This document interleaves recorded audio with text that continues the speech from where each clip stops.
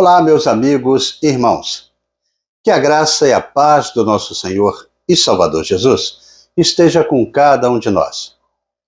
Começamos aqui mais uma lição da revista Palavra e Vida, produzida pelo Departamento de Educação Cristã, juntamente com o Departamento de Comunicação da Convenção Batista Fluminense.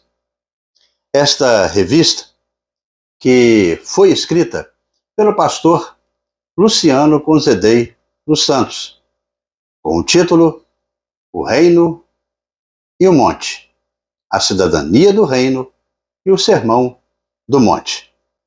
Mas antes de começarmos a apresentação dessa nossa 10ª lição, que traz o título Olhos Bons e Generosos, eu te convido a se inscrever gratuitamente no nosso canal, no botão aqui embaixo, onde está escrito Inscreva-se.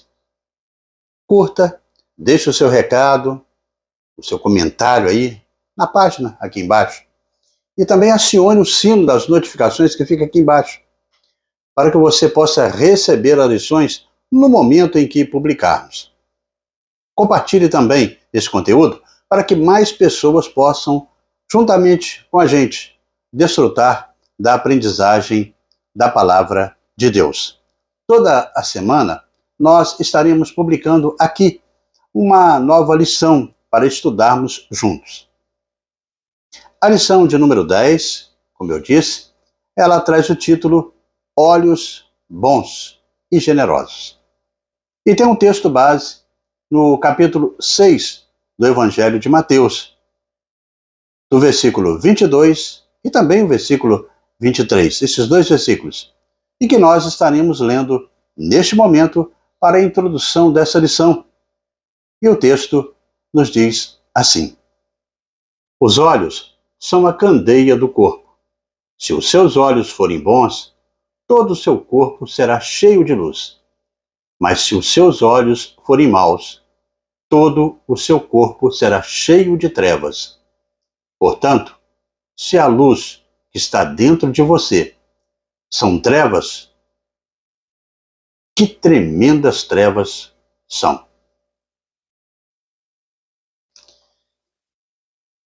Que belo texto, não é? O objetivo da lição de hoje é que ao final deste estudo nós possamos estar sendo desafiados a buscar em Deus a direção para ter aí uma visão correta da sua vontade para as nossas vidas, aplicando aí os seus ensinamentos conforme aqui nós lemos. Em escritos judaicos, um olho bom, ele representava uma atitude generosa e um olho mau, uma atitude mesquinha. Este era o termo. O olho mau era uma visão imprópria sobre a riqueza e resulta também em profundas trevas interiores, uma cegueira moral que diminui a capacidade de enxergar e também de buscar aquilo que é o bom, aquilo que vem de Deus. Na perspectiva do reino de Deus, nós falamos sobre os tesouros na lição passada e aprendemos que na busca da justiça do reino, nós precisamos nos certificar de que nossas obras de justiça, especificamente as religiosas, sejam isentas de hipocrisia. Evitamos a hipocrisia e garantindo assim que o nosso objetivo final seja simplesmente agradar a Deus. Além disso, é imprescindível que todos os nossos atos estejam conforme as perspectivas do reino de Deus. Quando se fala de pessoas iluminadas, os pensamentos de hoje, podem passar do conhecimento intelectual ao místico. Mas Jesus, porém, ele falou da iluminação que realmente tem o valor para ele, que é a iluminação espiritual. Esta é mais uma metáfora que trará aí essa compreensão. Os olhos são a candeia do corpo. Eles permitem ao corpo encontrar o caminho correto. O autor desta nossa revista, o pastor Luciano Conzedei dos Santos, ele destaca no texto que os olhos precisam ser bons. O termo grego usado é haplos, que quer dizer saudável, inteiro, para nos guiar para aquilo que é bom.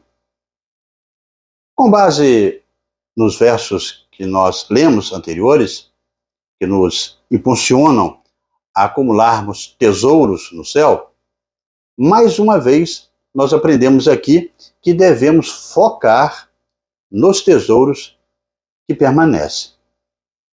Com essa amorosa advertência, o Senhor Jesus, ele nos convida a priorizar nossa essência. Que honra existe em ensinar outros a fazerem o que nunca nós fizemos? Ter a luz de Cristo é permitir que o Espírito Santo e a palavra de Deus nos limpem e também eliminem os elementos que são destrutivos que existem dentro de nós. A palavra de Deus, ela nos limpa, nos traz paz e nos prepara de uma maneira melhor para a obra de Deus, a obra mais importante para a qual nós fomos chamados neste mundo, que é anunciar o Evangelho do nosso Senhor Jesus Cristo. Deus, ele espera que nós exerçamos essa influência benéfica e purificadora para manter o verdadeiro caráter cristão e a integridade. No comentário bíblico Brodmann, nós temos até aqui, ele destaca que a mesquinhez, ela deixa a pessoa nas trevas e a generosidade propicia a luz.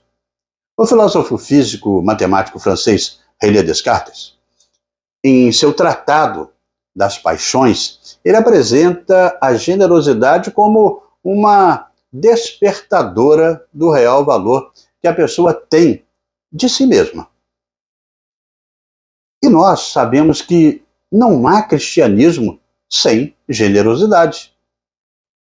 Além disso, o nosso destino, ele é revelado nas coisas que nos dedicamos. Assim Jesus nos deu o exemplo.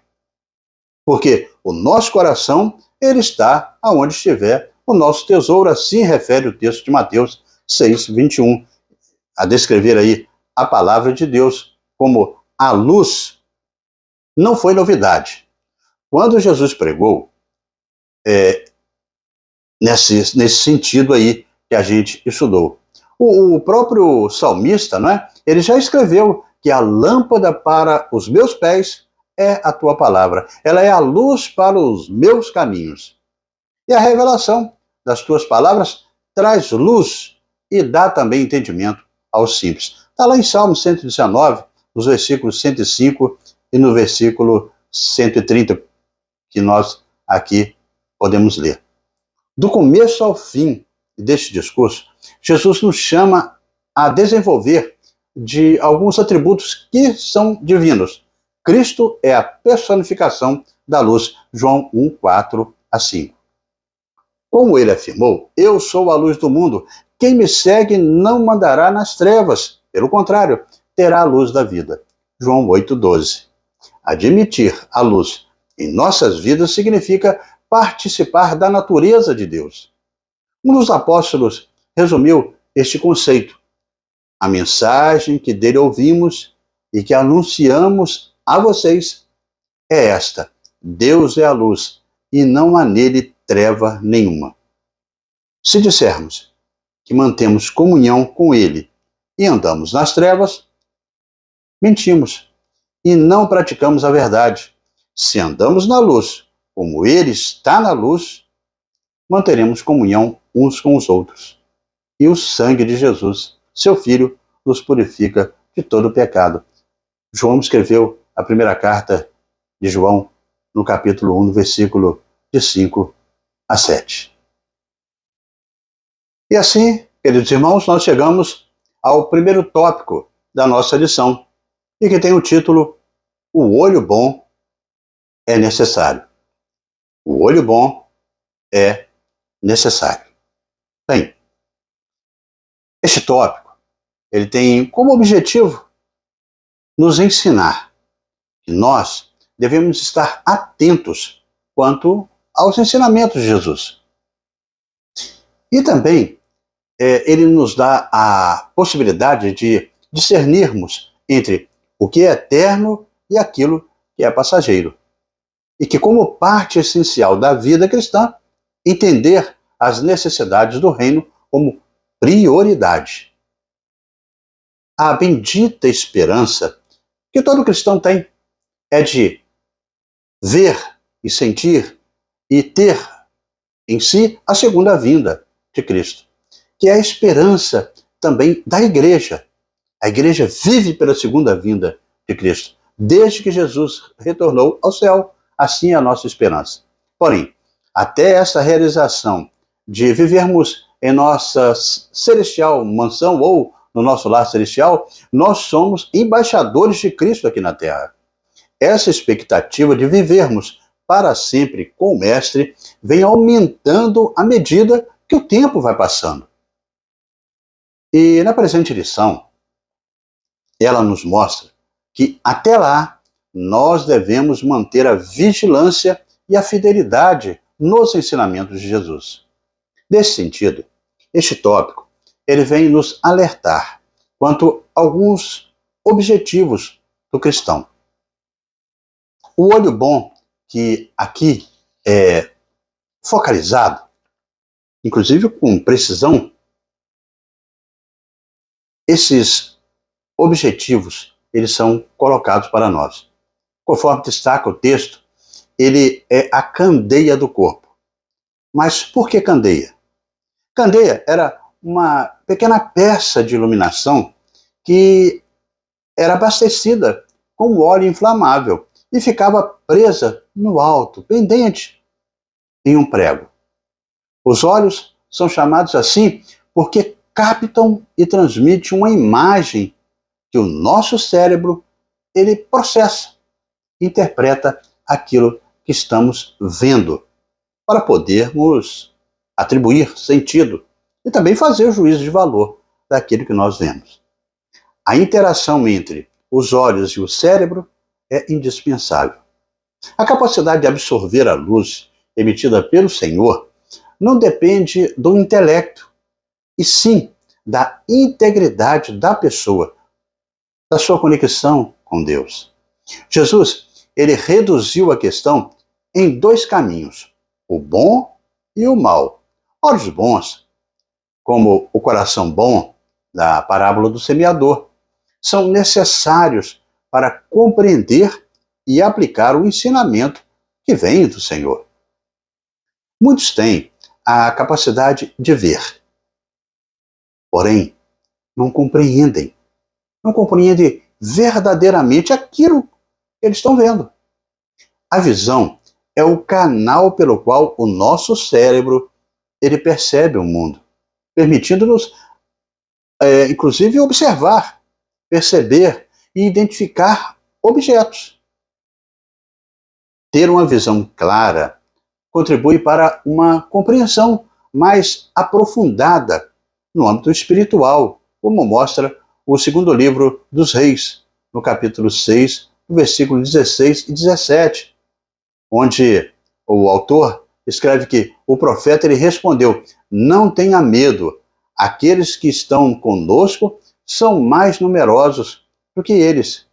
E Eliseu então orou para que o Senhor abrisse os olhos daquele seu servo, para que ele pudesse ver. Então, o Senhor abriu os olhos daquele rapaz, que olhou e viu as colinas cheias de cavalos e carros de fogo ao redor de Eliseu.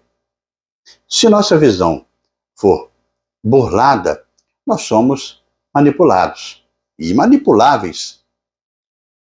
As mágicas, propagandas aí e outras ferramentas deste tempo, eles desejam isso. Quantas pessoas puderem cair em si, dizendo que não via o que estava fazendo. Se um cego guiar outro cego, já dizia a palavra de Deus, ambos cairão na cova. Assim retrata aí o Evangelho de Mateus, no capítulo 5, no versículo 14. E o livro do profeta Isaías 42, 7. Então, quando reconhecemos problemas de visão, procuramos logo um oftalmologista, para que ele possa diagnosticar e corrigir os defeitos da nossa visão. Jesus é o único que pode corrigir o problema da cegueira espiritual. Mas temos que buscar a ajuda dele. Apocalipse 3, 17 e 18, Mateus 13, de 13 também a 18, aplicada ao este problema de possessões, materiais. Se a pessoa divide a sua atenção entre Deus e as coisas materiais, provavelmente não vai estar focando bem em nenhum dos dois. Espaço no reino de Cristo não foi reservado para os mais inteligentes, os mais ricos ou os mais poderosos. Pelo contrário, Paulo disse que poucas pessoas com essas características aceitam o Evangelho. Está lá em 1 Coríntios, a primeira carta aos Coríntios, no capítulo 1, versículo 26 até 29. Jesus ele começou o Sermão do Monte chamando os humildes de espírito. Nós estudamos aqui em lições passadas. São as pessoas que rejeitam as trevas do egoísmo para aceitar a iluminação verdadeira que vem do Senhor. E sejamos, então, essas pessoas. E dessa forma, irmãos, chegamos ao segundo tópico dessa nossa lição, e que tem o título: O olho da desconfiança. O olho da desconfiança. Bem, o olho mau, aqui neste texto que nós lemos, em grego, refere-se a oneros, que se refere aí à mesquinhez. É profundo em face de que dá abrangência aos atos do pecado. Esse termo reflete também quão dolorosa, calamitosa, má, doente está a pessoa. Este termo ele é usado especialmente para as questões morais e que demonstra a culpa de um ser que está abandonado de forma cruel, atroz. E tudo isso é um produto do diabo na vida dos pecadores. Então, diretamente, resumindo, é o caminho de uma vida em trevas, que se fecha para Deus, para a beleza do reino de Deus, e representa a desconfiança. As pessoas modernas, como você e eu, pensam no olho como uma janela que permite a entrada de luz no corpo. E se pensarmos nisso, metaforicamente, existe até um ditado que diz que os olhos são a janela da alma. E o seu sentido é que, se uma pessoa olhar nos olhos da outra, poderá perceber qual sentimento está se passando no seu interior. Os judeus antigos, no entanto, eles pensavam que o olho era a origem da luz, algo como uma lanterna. Ou seja, o sentido que está dentro do coração será notado no olhar. E isso, por fim, será refletido nas atitudes das pessoas, nas atitudes de alguém. Em outras palavras, tudo em sua vida depende de como você vê as coisas. Esse é o significado da primeira questão aí. Quem não vê, não discerne. Quando olhamos para o objeto bom, empregado na Septuaginta, aí, nessa versão bíblica hebraica, que foi traduzida em etapas para o grego, tem o sentido de sinceridade, de propósito, é lealdade. Enquanto o olho mau está ligado ao egoísmo, o olho bom à generosidade. E o que está fixo em Deus.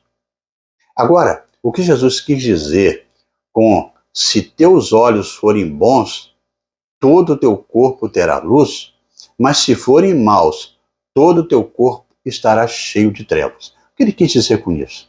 A princípio, pode parecer até meio que estranho, né? Mas os olhos bons significam alguém que é generoso.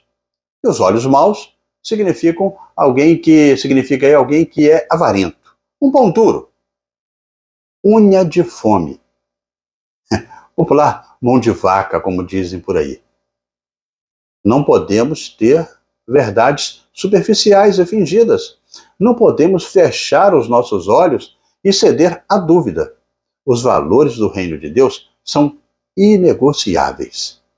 Aquele que, como cristão, permanece leal à verdade em todas as situações, ele cria uma base sólida para a confiança por parte dos outros. Em todos os relacionamentos humanos, a mentira, a decepção, as promessas falsas e também os contratos que são quebrados, não cumpridos, promovem todos uma desconfiança. E a desconfiança é como uma rachadura em uma parede ou uma fenda em uma represa. Trará problemas sérios se não for detectado e corrigido imediatamente. Vemos que, por suas orientações, a vida de Jesus, durante o tempo de seu ministério terreno, foi marcada por demonstrações de compaixão para com os pecadores. Esse comportamento era resultado do amor do Pai que transborda em Jesus. Quando pregamos o Evangelho, transbordamos esse amor. Ele, de fato, se preocupava com o bem-estar das pessoas e, por isso mesmo, orienta os seus discípulos a demonstrarem a sua fidelidade.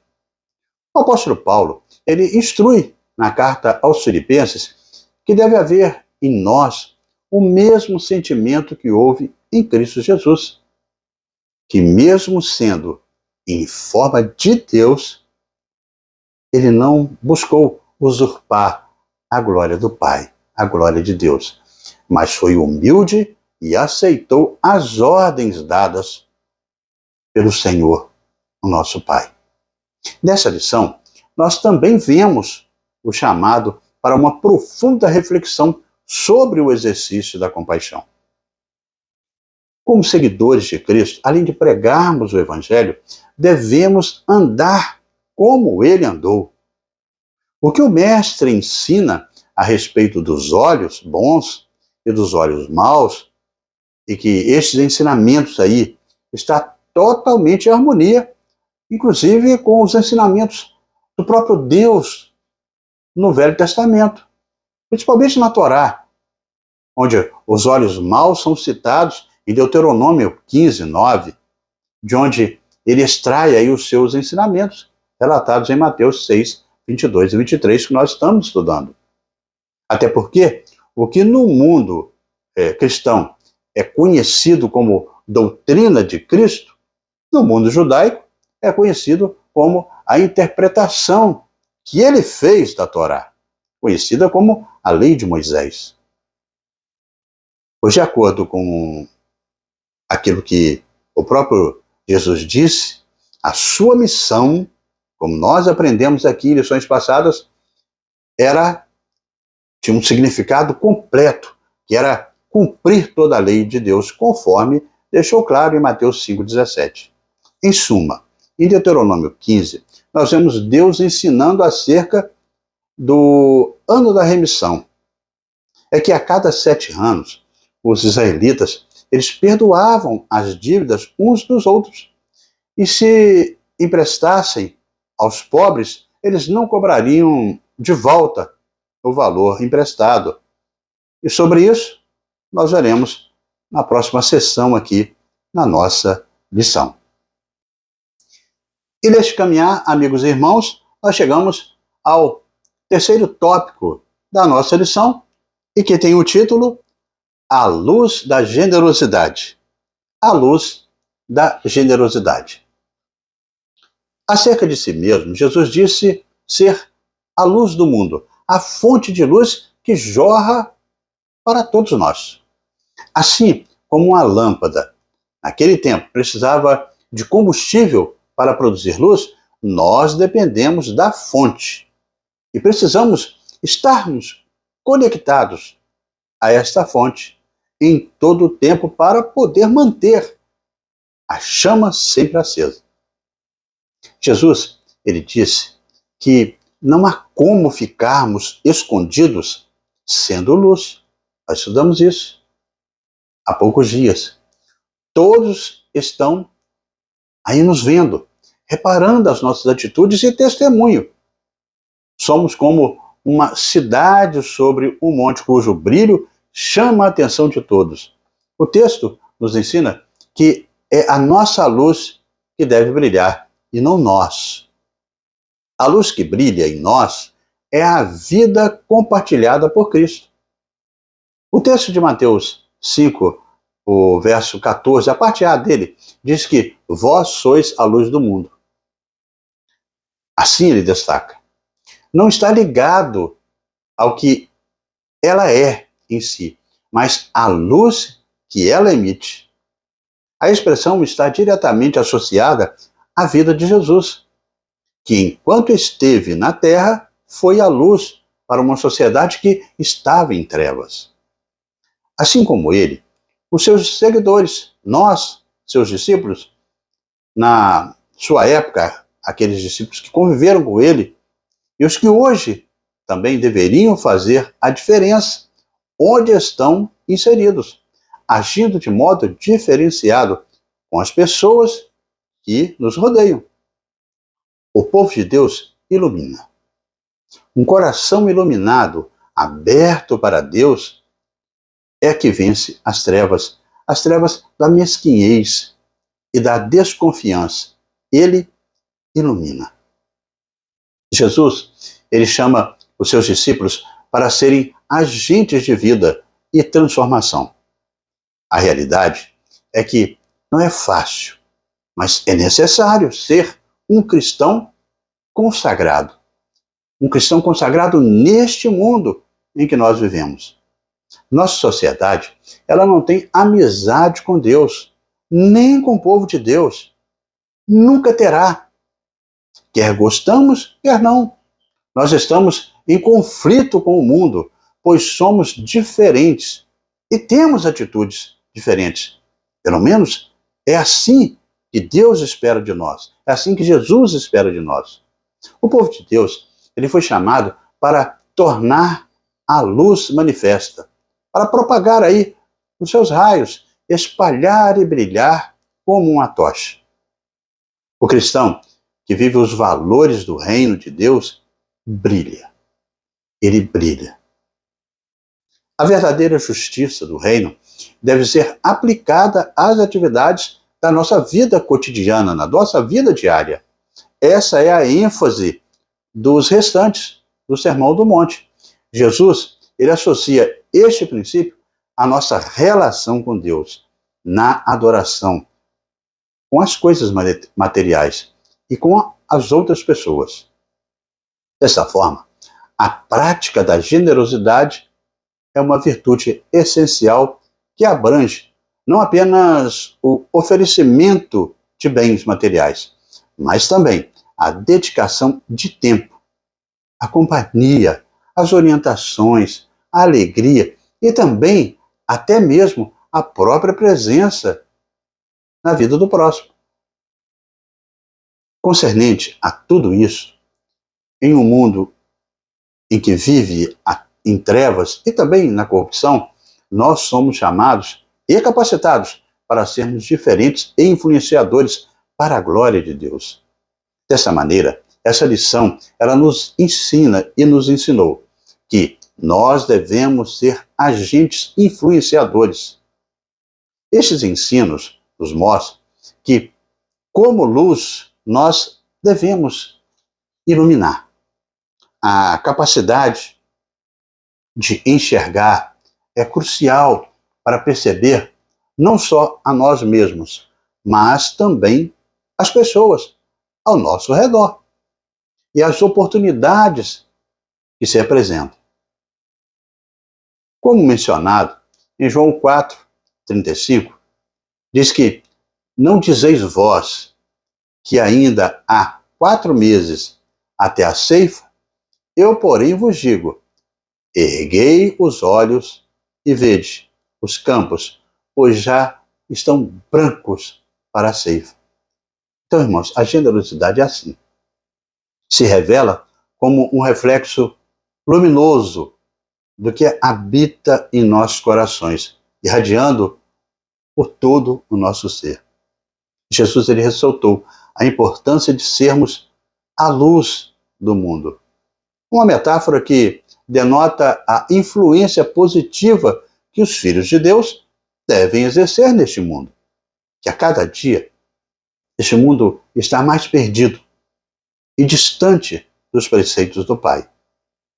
Essa é a importância que Jesus queria mostrar para os seus discípulos de uma vida constante naquele momento quando ele falou sobre luz.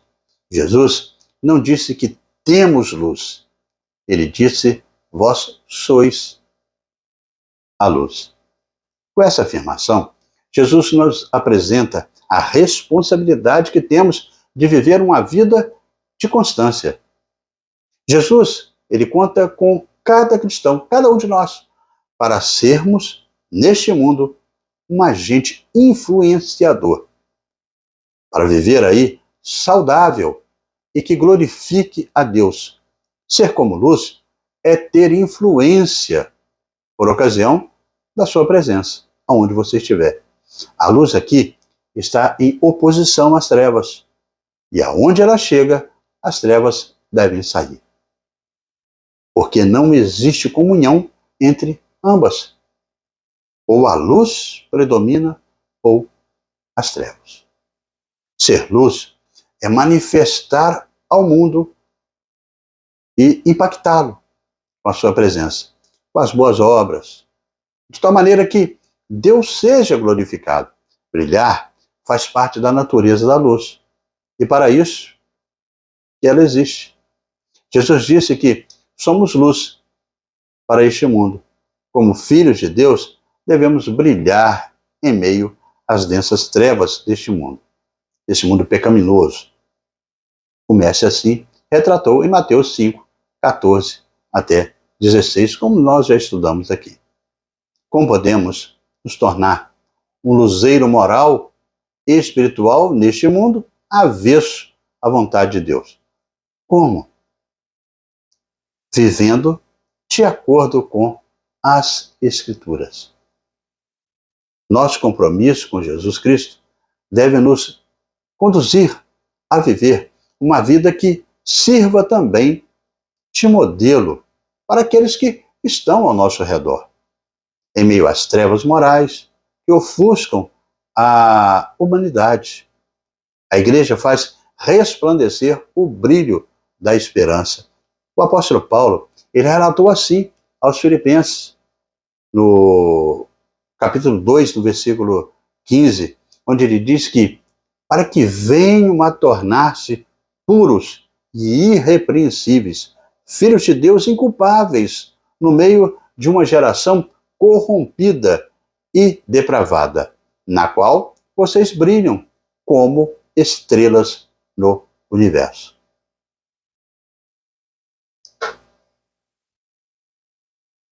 Guarde isso no seu coração. Não existe outro motivo para a existência da luz, a não ser para que ilumine.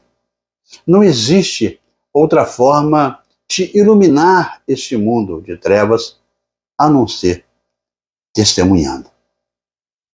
E assim, amigos e irmãos, nós chegamos à conclusão dessa nossa 10ª lição deste trimestre. A palavra grega para olhos é oftalmos. E nós podemos aqui também até significar isso aí metaforicamente como os olhos da mente, ou faculdade de conhecer. Perceba que nada pode ficar de fora. Todo o nosso ser precisa ser preenchido por essa consciência de que Deus nos mostra o caminho para uma vida feliz e abençoadora. Uma vida mesquinha advém da cegueira espiritual, que nos afasta de Deus, rouba o discernimento espiritual e a sinceridade de propósito. Se o olho faz tropeçar e não observamos a trave que está existente nele, então nós temos o olho não como aquilo que ele deve fazer, mas não vemos, não usamos ele. Precisamos da luz de Cristo, que nos impulsiona a levantarmos os olhos, pois nem olhos viram, e nem ouvido ouviram, nem jamais penetrou no coração humano o que Deus tem preparado para aqueles que o amam. Registra assim o Evangelho de Mateus 5:29, Mateus 7:3, Mateus 8:18 e nesse texto, em 1 Coríntios 2:9. Então que possamos, que sejamos aí generosos, que propaguemos a luz de Deus. Assim como a característica natural da luz é brilhar, nosso dever cristão é praticar o amor e a correta conduta cristã entre os homens, junto aos homens. Comunicar a palavra de Deus é deixar a luz de Cristo brilhar, como também o é viver segundo as Escrituras diante dos homens. Jesus deixou bem claro que a luz foi criada para iluminar. E isso não pode acontecer se ela estiver escondida.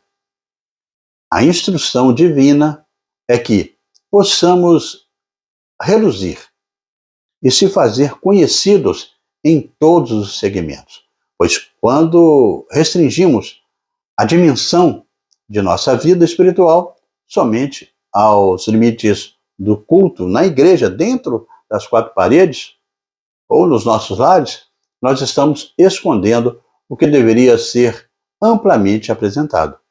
Devemos então observar que o que Jesus está dizendo, pois nós podemos estar apenas pregando para nós mesmos, e com isso estamos limitando o alcance do potencial que nos foi oferecido pelo Pai.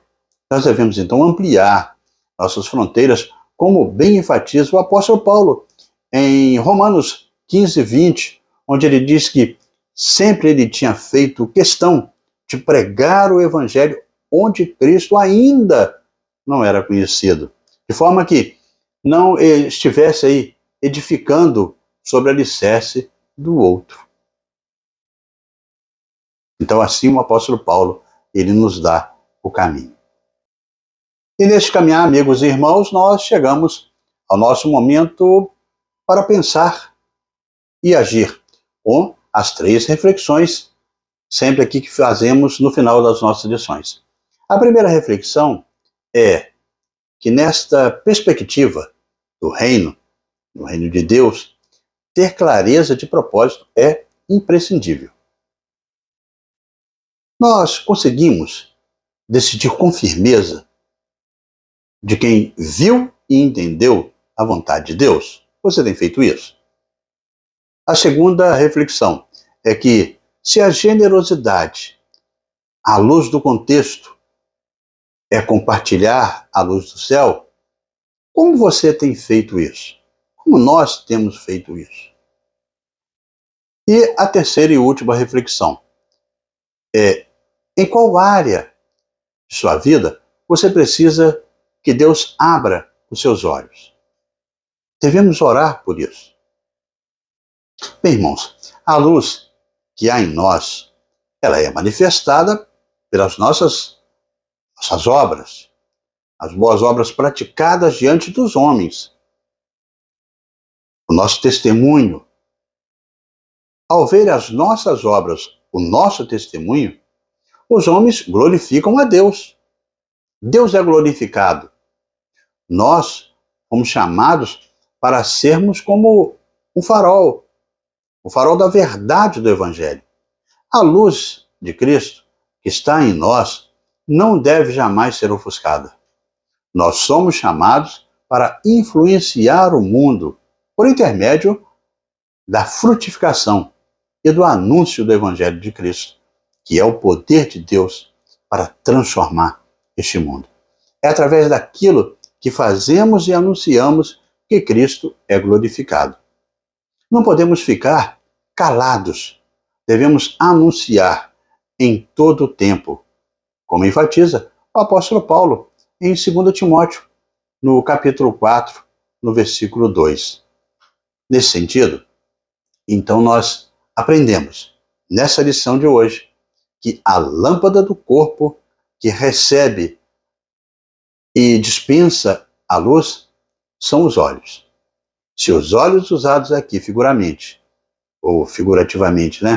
em relação à compreensão espiritual fossem bons, o indivíduo poderá, com certeza, ver as riquezas da sua perspectiva correta, não sofrendo da visão dupla em relação à questão das riquezas, que, neste caso, poderá ser uma perturbação que é má. E assim, amigos e irmãos, terminamos mais uma lição da revista Palavra e Vida. Mas antes de você sair, eu te convido a se inscrever no nosso canal. No botão aqui embaixo, onde está escrito inscreva-se. Curta, deixe o seu comentário, acione aí o sino das notificações e compartilhe para que mais pessoas também possam desfrutar do conteúdo para a edificação de cada um na aprendizagem da Palavra de Deus. Bem, irmãos, na próxima semana nós estaremos estudando aqui a lição de número 11 e que tem o título Liberdade diante da tirania das coisas materiais. Liberdade diante da tirania das coisas materiais. Estaremos publicando aqui esta nova lição, se Deus assim nos permitir. Amém?